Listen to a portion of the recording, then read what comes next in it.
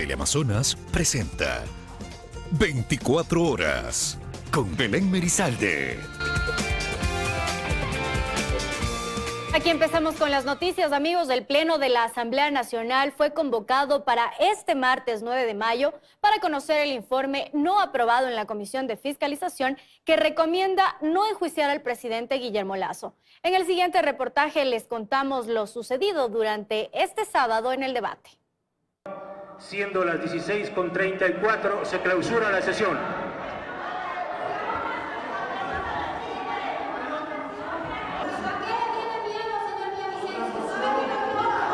Esa fue la reacción de la bancada correísta a la decisión que tomó Fernando Villavicencio, presidente de la comisión, de clausurar la sesión y no dar paso a la moción de UNES que buscaba modificar el informe. Clausura esta sesión con leguleyadas para evitar que una moción que ha sido presentada por el legislador Cons Córdoba, porque en las observaciones se incluye la recomendación de que en el Pleno se conozca el proceso de juicio político en contra del presidente. Esto luego de que con 5 votos en contra y 4 a favor, no se aprobó el informe que elaboró el equipo técnico de la comisión y que recomendaba el no enjuiciamiento político al presidente Guillermo Lasso. Lo que debe hacer el presidente de la Asamblea, cumpliendo la ley, teniendo un dictamen de la Procuraduría General del Estado de cumplimiento obligatorio, es poner en conocimiento de los 137 legisladores el informe motivado que hoy se aprobó en la Comisión de Fiscalización. Antes del cierre de la sesión, la bancada de UNES dijo que el informe no contenía sus criterios y lo calificó como sesgado, por lo que pidieron que se incluyan cambios de última hora, pedido que Villavicencio no dio paso. Quedo completamente, digamos, no conforme, por usar un término el más elegante, no conforme con este informe borrador. Considerando que no recoge precisamente la parte medular que tiene que ver con la responsabilidad política. Pero también hubo quienes defendieron su contenido. No se determinó ningún indicio de responsabilidad penal, ni mucho menos un presunto delito de peculado. Esa sola respuesta, muy categórica, apegada a la verdad de lo que tiene que ser un servidor público, prácticamente desbarata toda pretendida acusación. Con esto el trabajo de la Comisión de Fiscalización en el juicio político terminó aquí. Y el mismo sábado Villavicencio puso en conocimiento del presidente de la Asamblea el informe no aprobado y de forma inmediata, este domingo, Iván Saquicela convocó para el 9 de mayo a las 10:45 de la mañana al Pleno para conocer y tratar dicho documento. Y así el juicio político contra el presidente Lasso entra en la recta final. Una vez concluida la labor de la Comisión de Fiscalización, ¿qué es lo que resta? Se lo explicamos. Una vez fuera de la Comisión de Fiscalización y en un plazo máximo de 3 días, el presidente de la Asamblea Nacional, Virgilio Saquicela, dispondrá a través de la Secretaría General la difusión del informe sobre el juicio político al presidente de la República. 2 días después de la difusión, el presidente de la Asamblea tiene hasta 5 días para incorporarlo en el orden del día para el conocimiento del Pleno de la Asamblea. Él requerirá a los asambleístas que iniciaron el proceso la nómina de 2 legisladores que realizarán la interpelación. En la fecha y hora señaladas en el orden del día, los asambleístas realizarán la interpelación por el lapso de 2 horas. Después, el presidente de la República tendrá hasta 3 horas para exponer su defensa. Luego se dará paso a la réplica con un tiempo de 1 hora máximo para cada lado. Tras esto, se declarará abierto el debate.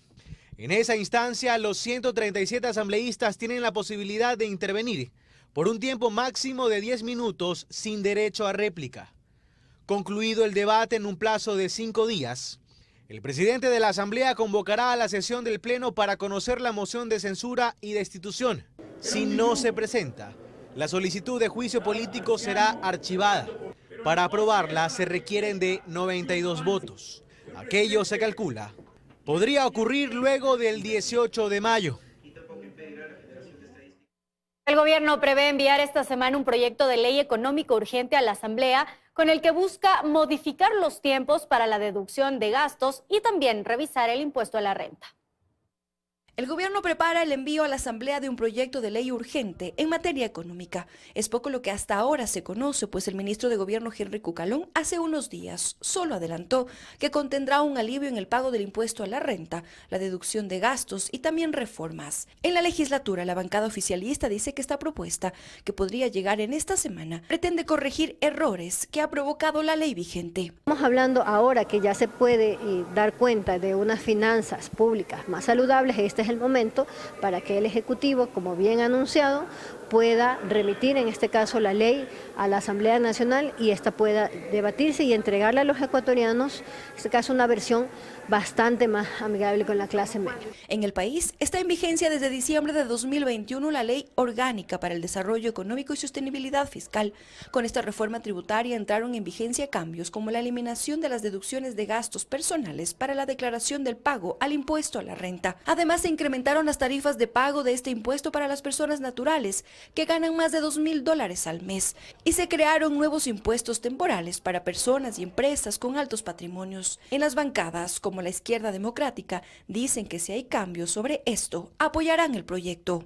Nosotros le pusimos ojo y le dijimos que precisamente se estaba yendo contra los sectores productivos.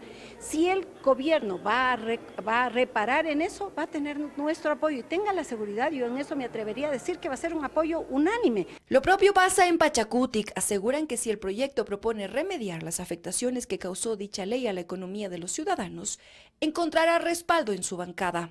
Si es para reducirlos hay que aprobar.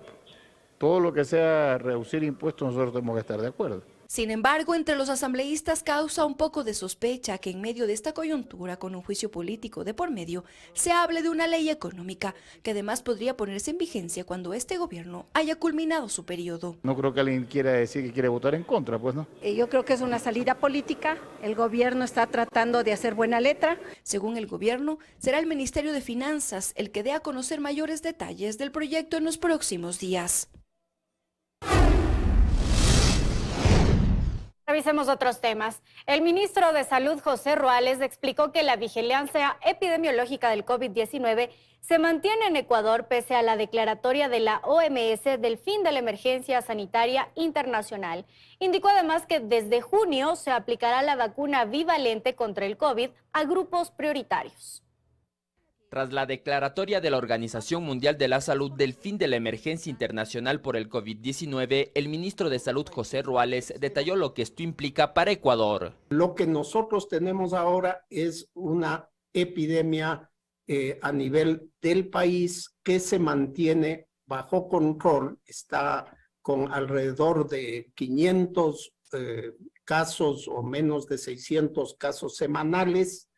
Esto se ha mantenido durante las últimas 6 semanas. Explicó además que la vacunación para el COVID-19 pasará a ser parte del esquema regular de inmunizaciones para la población en general. Se priorizará la aplicación de las dosis a personas de la tercera edad o que padezcan enfermedades con inmunosupresión por el riesgo que tienen de afrontar complicaciones si se contagian de COVID-19. Para esas personas se continuará aplicando dosis sin importar que hayan cumplido con el cuadro completo de vacunación. A partir del mes de junio vamos a iniciar la convocatoria y la oferta de la vacuna bivalente para las personas que recibieron los 2 refuerzos y que están en esa población de riesgo. Ruales también informó que el COE Nacional tendrá que reunirse para abordar este cambio de estatus del COVID-19. Desde el Ministerio de Salud se propondrá continuar con las recomendaciones de la OMS. Esto tiene que ver con integrar al SARS-CoV-2 a la vigilancia de virus e infecciones respiratorias graves agudas. De igual forma, mejorar las capacidades nacionales para nuevas emergencias sanitarias o pandemias. Para ello hemos preparado ya como Ministerio de Salud, junto con Agrocalidad, el INSPI, el ARSA, el Ministerio de Agricultura, Ambiente, un proyecto para fortalecer la capacidad de respuesta ante pandemias. Según los datos del Ministerio de Salud, Ecuador suma varias semanas sin registros de fallecidos por el COVID-19. Y justamente en Quito, al menos en el último mes, no hay registros de personas fallecidas por COVID-19.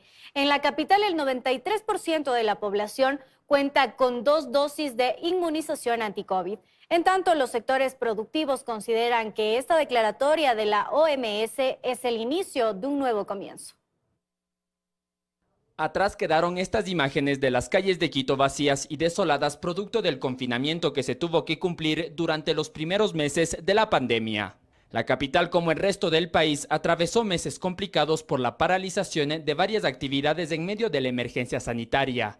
La pandemia dejó cuantiosas pérdidas económicas para la mayoría de sectores. Aproximadamente entre el 30 y el 50% se ha perdido. Hubo épocas de la pandemia que fue más duro, hubo en épocas en las que fue menos duro. Por esta razón, la declaratoria de la OMS del fin de la emergencia sanitaria a nivel global es calificada de la siguiente manera desde el sector de los restaurantes. Es un nuevo comienzo de nuevos retos, porque lamentablemente el COVID y se veía, quizás no deja la secuela de la enfermedad per se, pero sí la secuela económica, como tú dices. Hay un gran problema de desempleo que también ha detonado en buena parte la inseguridad que vivimos, y creo que eso es el reto que ahora tenemos los empresarios. El secretario de Salud del municipio de Quito, Francisco Viteri, explica que el retorno paulatino a la normalidad fue posible gracias al proceso de vacunación. El 93% de la población quiteña cuenta con 2 dosis de inmunización y casi el 70% ha recibido al menos el primer refuerzo. La vacuna fue fundamental para disminuir la transmisibilidad y también para que la sintomatología que esta puede producir sea de menor intensidad. Entonces, esos 2 factores se vieron muy importantes con la vacunación, y creo que todavía es importante que la gente que no se ha vacunado se vacune. Desde noviembre del año pasado, la curva epidemiológica comenzó a descender en Quito y desde febrero se evidencia una disminución sostenida de los casos confirmados y la mayoría no requiere hospitalización. Ya estamos observando una meseta. Esa meseta ya viene desde los últimos 3 meses estacionaria, es decir, no hemos visto ningún brote de COVID en la ciudad. Hay una fluctuación aproximadamente de unos 100 a 150 casos semanales que aún seguimos registrando, pero estos se mantendrán de manera prolongada de acuerdo a la estadística que estamos manejando. En el caso de la capital, al menos en el último mes, no hay registros de personas fallecidas por el COVID-19.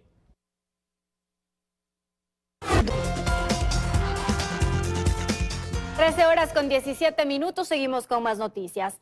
La Fiscalía General del Estado presentó su rendición de cuentas a diciembre de 2022.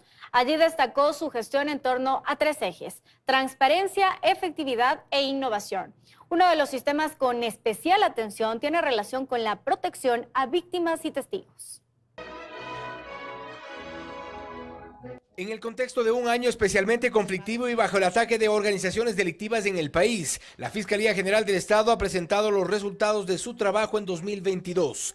Números que reflejan la realidad que se vive en las calles frente a la acción de la justicia. La fiscal general Diana Salazar ha contado que en ese año se recibieron más de 353,000 noticias del delito. De ese total, los delitos con mayor incidencia fueron robo con el 26.5%, violencia psicológica contra la mujer o miembros del núcleo familiar con 8%, intimidación con un 7.5%, estafas 6.5% y hurto con el 5.7%. La falta de recursos, sin embargo, seguirá siendo una constante en el sector público y la Fiscalía no es la excepción. El sistema de protección a víctimas y testigos ha sido declarado en emergencia por falta de personal, equipos tecnológicos y seguridad. Y es que no es menor el número de personas que se han sumado a este programa, 1,237 en total. A esas personas el Estado debe garantizarles protección y seguridad. Los delitos de mayor incidencia en las personas protegidas son violación, abuso sexual, intimidación y asesinato. Salazar ha destacado también la acción coordinada con las fiscalías de otros países a través de asistencias penales internacionales. Algunos de los casos incluso han resultado en sentencias de emblemáticos procesos contra exfuncionarios acusados de corrupción. En 2022 se tramitaron 325 solicitudes de asistencia penal internacional. No obstante, esta es una parte de todo un sistema de justicia que tiene aún varias deudas pendientes con los ciudadanos. La necesaria depuración de jueces cuestionados es aún un pendiente de la judicatura. El proyecto de la Ciudad del Conocimiento, con más de 4,000 hectáreas que le costó al Estado más de $600 millones, en la actualidad se encuentra con procesos de embargo por carteras vencidas de sus empresas públicas. siendo las 12 horas. El embargo por parte del GAD de San Miguel de Urcuquí se lo realizó en 4 haciendas que formaron parte del proyecto Ciudad del Conocimiento, en la actualidad administrados por la Cenecit. No se hizo un embargo a bienes de Cenecit, se hizo un embargo a aquellos bienes que fueron administrados en su momento por Yachay EP y posteriormente por Siempre EP. Cenecit, por los decretos ejecutivos 1060 y 639 que le dieron la facultad para liquidar las empresas públicas que se cerraron. Luego de 2 administraciones municipales, se logró recuperar la cartera vencida por deudas de revisión y aprobación de estudios, permisos de construcción, entre otros. En base a la notificación realizada por la señora jueza de la colectiva, se ha podido realizar la diligencia del juicio colectivo número 006-2022. En esa realidad logramos identificar un valor aproximadamente de unos $5.600.000 de falta de contribución. El alcalde de Urcuquí aclara que las instituciones educativas del proyecto Ciudad del Conocimiento no se vieron afectadas por el proceso de embargo. La Unidad Educativa del Milenio, el Instituto Tecnológico Superior 17 de Julio, la Universidad Yachaytec, es decir, ellos continúan de una manera normal todas sus actividades. Solicitamos una entrevista con representantes de la Cenecit y hasta el momento no hemos tenido respuesta. El proceso de regularización de migrantes avanza en el país. Hasta ahora ya se han entregado más de 48,000 visas a ciudadanos venezolanos. Más del 80% ha expresado la intención de permanecer en Ecuador. La regularización de migrantes en Ecuador inició en septiembre del 2022 y el proceso avanza.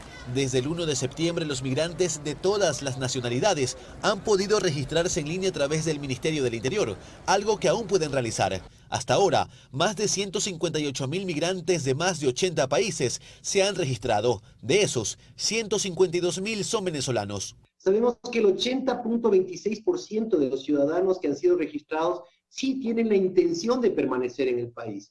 Este registro ha pasado a manos de Cancillería, que se encarga de la siguiente etapa, la emisión de visa. Cancillería recibe y evalúa las solicitudes para la emisión de este documento y lo hará en 3 fases. La primera es para ciudadanos venezolanos que ingresaron a Ecuador de manera regular. Esa es la que actualmente se lleva a cabo y se extenderá hasta el 15 de agosto. Hasta ahora ya se han emitido más de 48,000 visas para este grupo. Visas emitidas ya a la fecha, en este momento, son 48,737. Hasta la fecha podemos hablar que el 69% de las visas emitidas ya cuentan con una cédula de identidad. La visa que se entrega es la denominada visa de residencia temporal VIRTE, de 2 años. Creemos que podemos llegar a más o menos unos 178,000 visas emitidas. Es fundamental que todo extranjero se regularice, que todo extranjero se registre. Si podemos superar el número, mucho mejor. La segunda fase de emisión de visas está destinada a todos los migrantes de cualquier nacionalidad. El pasado 12 de abril se publicó el decreto ejecutivo 698, con el cual ya se determinó fecha para iniciar con esta segunda fase. Y sería el 12 de julio la emisión de las visas. Para obtener el visado se deben cumplir varios requisitos. Haber ingresado a Ecuador por puntos migratorios regulares hasta el 16 de septiembre del 2022, haber cumplido el proceso de registro migratorio y no ser considerado una amenaza o riesgo para la seguridad pública del país. La tercera y última fase de emisión de visados será para ciudadanos venezolanos que ingresaron de manera irregular a Ecuador. El decreto ejecutivo aún no se ha firmado, por lo que aún no se ha determinado fecha para su inicio. Más de 100 dispositivos de seguridad diarios despliegan las Fuerzas Armadas en Quito para frenar los hechos delictivos en la capital. En el transporte público se evidencian los primeros resultados positivos, esto tras una disminución de los robos y asaltos. La presencia de los militares en las calles de Quito y en sitios de alta concurrencia es cada vez más notoria. En los controles que se ejecutan diariamente para reforzar la seguridad en la capital, los uniformados requisan a transeúntes, a usuarios del transporte público, a motorizados y a conductores de carros particulares. Estos dispositivos se han incrementado en los últimos días. Más de 100 operaciones diarias, en las 24 horas del día en diferentes puntos de la ciudad, tanto al norte como al sur. En la estación Río Coca de la Ecovía, ubicada en el norte de Quito, se decomisaron objetos cortopunzantes y droga. Los controles en las paradas del transporte público, en los que también participa personal municipal, arrojan los primeros resultados positivos en la lucha contra la delincuencia. De los balances que hemos hecho de estas operaciones a través con la Secretaría de Seguridad del municipio de Quito, sí nos han podido evidenciar que ha disminuido alrededor del 35 al 40% la incidencia de los delitos en el transporte público. Al consultar a la ciudadanía sobre la presencia de los militares en las calles, se evidenció que la gran mayoría está a favor de esta medida. Todos necesitamos sentirnos seguros en algún momento y realmente esto creo que es una gran ayuda. Todos tenemos que colaborar, todos, absolutamente todos tenemos que poner el hombro y ayudar a las Fuerzas Armadas, a la policía, porque se nos está yendo de las manos. Imagínense que a un amigo le hacen secuestro express, que está traumado, no sale de la casa. En las noches los dispositivos se centran en inspeccionar a los vehículos que circulan por la ciudad para verificar que sus ocupantes no porten armas de fuego. También se chequea que no tengan armas blancas o sustancias estupefacientes. Yo la verdad creo que es bastante importante, porque así los señores militares pueden verificar que en los carros no se lleve armas. La verdad me parece muy bien estos operativos. Es mejor para la seguridad de nosotros mismos, para tener confianza de andar en las calles, porque si no, no se sabe qué nos pasará. Para la ciudadanía, estos controles mejoran la percepción de seguridad en la capital. Y esta noticia trascendió el fin de semana. 2 hombres murieron y otro está en estado crítico tras el derrame de un químico altamente tóxico en un local de un centro comercial de la parroquia de Cumbayá, en el nororiente de Quito. Personal especializado del Cuerpo de Bomberos se encargó de los trabajos de limpieza y recolección de este producto. La emergencia se reportó la mañana de este sábado en el interior de un centro comercial ubicado en la parroquia de Cumbayá, en el nororiente de Quito. 3 hombres estaban en el local donde ocurrió el derrame de un químico altamente tóxico. Se despacha una unidad de bomberos para realizar una evaluación, constatando de 2 personas sin signos vitales y una persona que se encontraba viva fuera de un local, de una bodega, por lo que se procede a evacuar a la persona con vida y se cierra el sitio. Fue necesaria la presencia de la unidad de materiales peligrosos del Cuerpo de Bomberos de Quito para las labores de limpieza y recolección de ese producto. Solo se permitió el ingreso de personal especializado al lugar. Al llegar a la escena se constata que dentro de este lugar se estaba realizando el mantenimiento de unas maquinarias. Al realizar dicho mantenimiento se provoca un derrame de un producto químico que se llama percloroetileno. Es un producto químico que se utiliza para las lavanderías en seco. Aunque es seguro para el uso con maquinarias, el estar expuesto a este tipo de materiales provoca problemas de asfixia y al contacto con la piel puede provocar quemaduras. El derrame del químico se produjo por una falla en uno de los equipos al que realizaban el mantenimiento. Entonces fue algo que ellos no predijeron que podía haber pasado, no tenían los equipos de protección en el momento que nosotros ingresamos. El hombre que fue encontrado con vida fue trasladado de inmediato a una casa de salud. Su estado es crítico. Las labores de limpieza se prolongaron por varias horas hasta garantizar que no quede ningún residuo que pueda ocasionar afectaciones a más personas.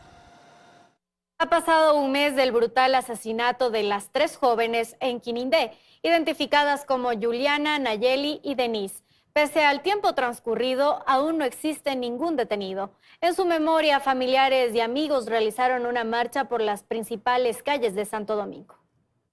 A la voz de Vivas las queremos, ni una menos, merecemos vivir sin miedo. Los familiares y conocidos de Nayeli Tapia, Juliana Macías y Denise Reina marcharon en sus nombres con la finalidad de exigir justicia, puesto que ya ha transcurrido un mes de los asesinatos. Las 3 jóvenes fueron encontradas enterradas a orillas de un río en el cantón Quinindé. Paulina Rueda, tía de Juliana, detalló que las investigaciones continúan. Además, resaltó el apoyo que han recibido por parte de las autoridades en este proceso. Y ahí al Ministerio de la Mujer, a la ministra Paola Flores, que nos está ayudando con la ayuda psicológica a todas las familias involucradas en este hecho, nos están ayudando con el tema jurídico. Ángel Tapia, padre de Nayeli, aún no comprende por qué acabaron con la vida de su hija. Esta muerte deja en la orfandad a una pequeña de 4 años, la cual continúa esperando que vuelva su madre.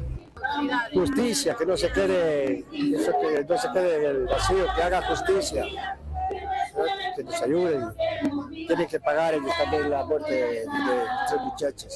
A esta marcha pacífica se sumaron organizaciones de mujeres locales y provinciales, como la Asociación Génesis Gabriela de la provincia de Los Ríos, quienes exigieron a las autoridades celeridad en estos procesos. Hasta el momento en este caso existen 2 sospechosos, los cuales fueron captados por cámaras de seguridad el día que las 3 señoritas emprendieron su viaje del cual no retornaron con vida. Los familiares afirmaron llegar hasta las últimas instancias para dar con los culpables.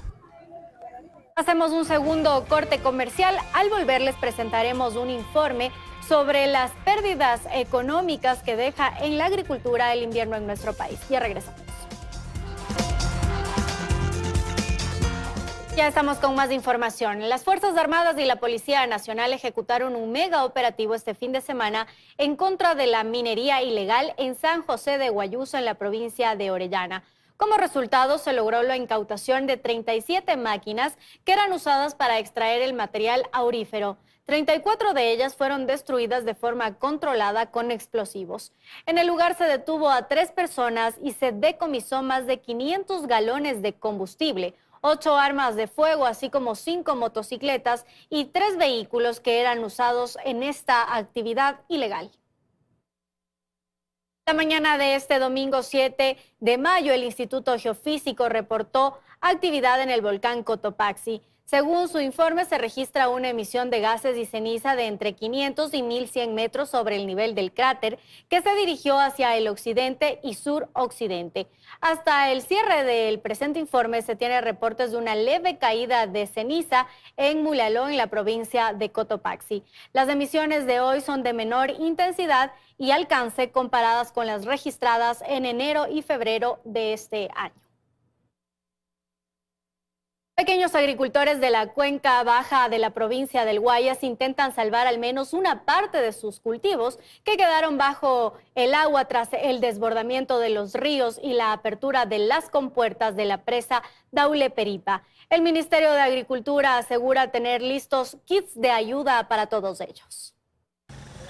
Lo que lleva entre sus manos Rafael, pequeño agricultor del recinto El Guavito, ubicado en el cantón Daule, en la cuenca baja de la provincia del Guayas, es el poco arroz que no se perdió. Y que tras el desbordamiento del río Pula hace ya más de 3 semanas, las 5 cuadras de gramínea que sembró quedaron bajo agua. Por eso esta mañana buscó con quien más meterse a lo que hasta antes del invierno era un arrozal, para ver qué salvaba. Sacando el producto de debajo del agua, tratando más que sea de rescatar algo para no perder toda la mano, dijo. Pedro, quien también vive de la siembra y cultivo de arroz, no tuvo la misma suerte. Nosotros no hemos cogido para acá nada. De las 5 cuadras no rescató. No se cogió nada, todo era abajo. En tanto que Rafael, otro pequeño agricultor del recinto El Naranjo, un caserío cercano, tiene secando lo único que sacó. Calcula que son apenas unos 6 sacos. Yo tenía 2 cuadras para el lado de allá. Yo cojo más de 40 sacos en cuadra, todo se hundió. La situación se volvió crítica tras las intensas lluvias que aumentaron el caudal de la represa Daule Peripa, que se ha visto obligada a abrir sus compuertas. Sus descargas contribuyeron al desbordamiento de los ríos que cubrieron los sembríos. Están manteniendo abierto, entonces aquí nos están afectando. Todos estos platanales aquí en los muros maíz todos se han ahogado. El Ministerio de Agricultura precisa que a la fecha la pérdida total del sector agrícola se acerca a las 15.000 hectáreas de cultivos. Y hay otras 11.000 hectáreas consideradas como pérdida parcial. Lo que significa es que ha habido una afectación, pero el cultivo no se ha perdido totalmente y con fertilización y algunas actividades agrícolas se puede recuperar para la siguiente cosecha. El cultivo más afectado es el arroz. A la fecha, al menos 10.000 hectáreas de la gramínea se han perdido totalmente.